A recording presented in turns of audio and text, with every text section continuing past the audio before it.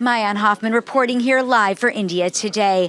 We are just moments after a dual coordinated rocket attack from Hezbollah and Iran, the first since the war began. There were 5 rockets that were shot from Hezbollah into Israel and another one sent from Iran. All of the rockets were intercepted according to the IDF.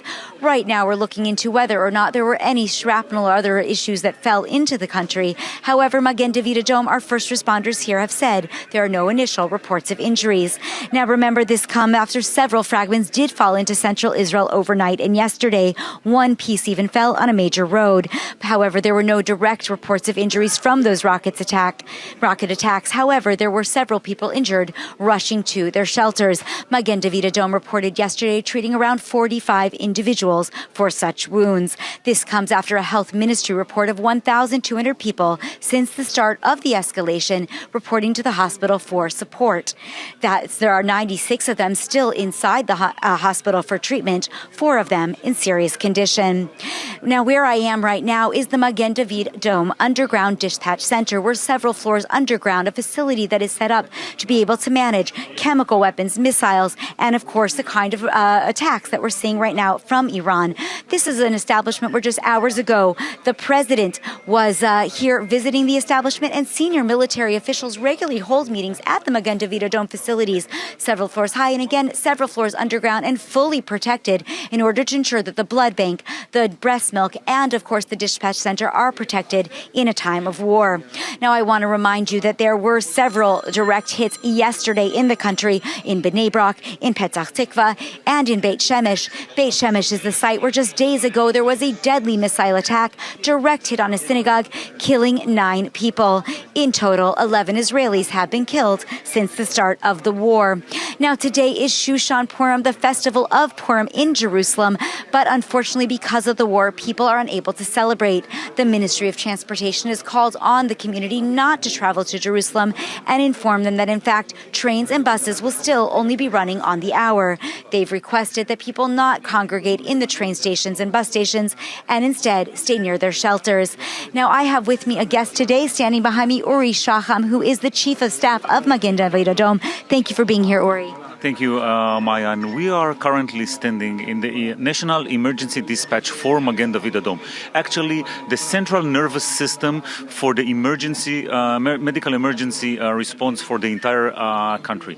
It is so important to be here underground because it allows Magen David Adom to continue to supply its life-saving services even under the threat of rockets and missiles. Right now, as we speak, there is an alert of a missile being shot from Iran towards our location, and as you can see around me, people are focused in trying to see whether there will be hits, whether there will be injured, and they are not concerned about their own well-being.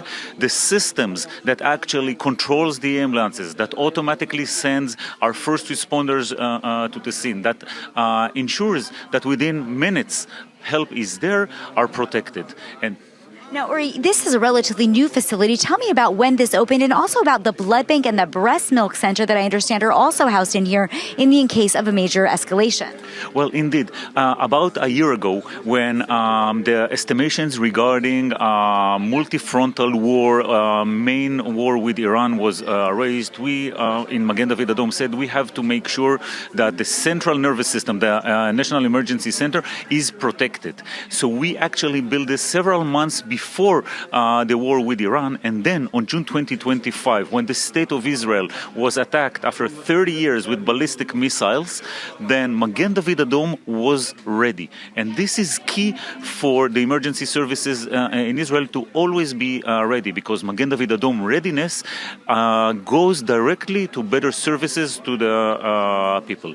Now, not only emergency services, which usually translate to ambulance services, but also blood center. People in Israel are willing to help others. They give their blood.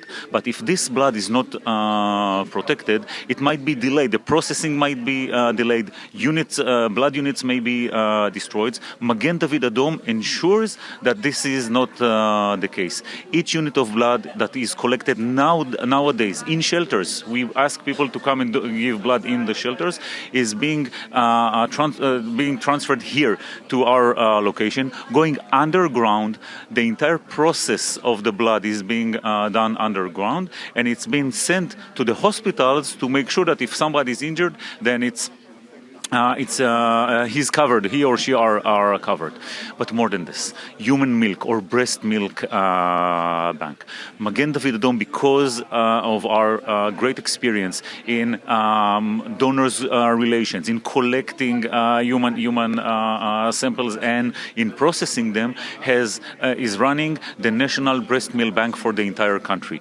We call women to donate their milk. It goes here, being processed as the units of blood are processed and being sent. It's being sent to two locations. First, premise wards around Israel, about 1,500 liters of milk each year to ensure that preemies get milk and they can live better life with this, and also for babies whom their mother are absent. Now, because it's only the two of us, let me tell you this: post October 7th, we had many babies whom their mother was absent. I won't go into the circumstances, but people can understand. And sometimes the mother protected the baby by leaving him somewhere safe, by giving it to somebody else. The mother saved the baby, and when she was absent, Magen David Adom made sure that this baby will be able to live his life. It's an unbelievable story. And Uri, just last question. You know, this war has only been going on for a number of days, but there are projections that it could last up to 4 weeks. How prepared is Magen David Adom to keep going? And what are some of the challenges you envision that we might face if this war lasts longer than we expected? Magen David Adom is prepared for a prolonged war in two terms. First of all, we have 39,000 people. 90% of them are volunteers. People living in their communities and volunteer for Magen David Adom. So if God forbid something happens, they are the first one to go and respond. In the other aspect, in terms of ambulances, in terms of special equipment that we have in order to provide medical attention, to transfer patients between hospitals.